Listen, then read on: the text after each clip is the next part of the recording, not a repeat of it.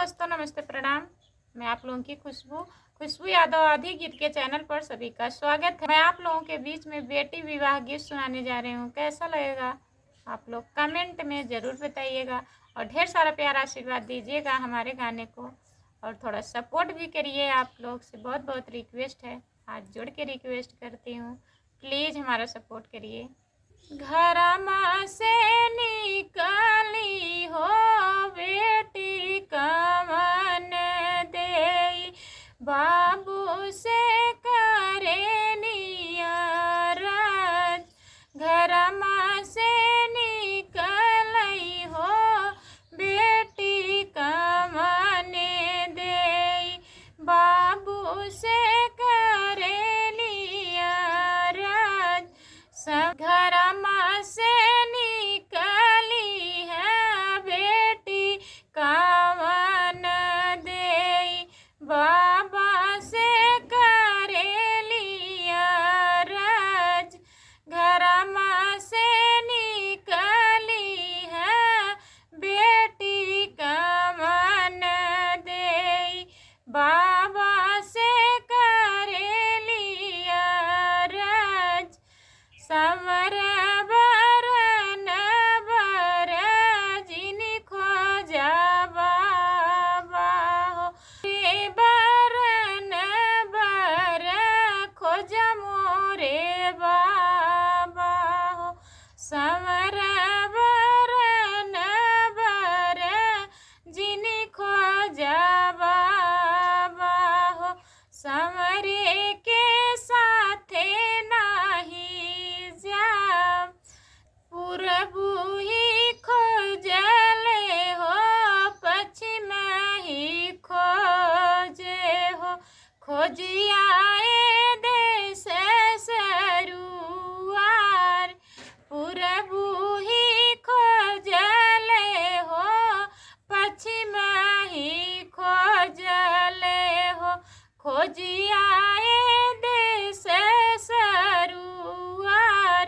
तोहरे बरन बर नाही बाटई बेटी हो, अबू बेटी रहबू कुंवार। तुहरे बरन बर नाही बाटई बेटी हो, अबू बेटी रहबू कुंवार। पूरबू ही खोजा बाबा, पश्चिम ही खोजा हो, चार परग बाबा अयोध्या नगरिया हो, चार बर बाटई कुंवार।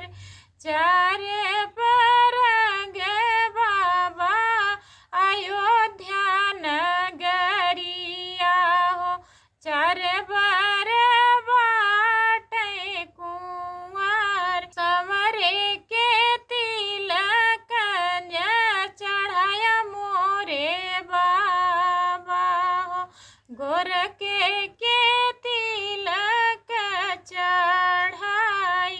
समरे के तिलक न चढ़ाया मोरे बाबा हो, गोरे के तिलक चढ़ाई। समरे सवरे मती कर मोरी बेटी हो, समरे हवाई भगवान। समरे सवरे नहीं कर मोरी बेटी हो, समरे हवन भगवान। समरे के मथवाती लक भल सो है हो, समरे सी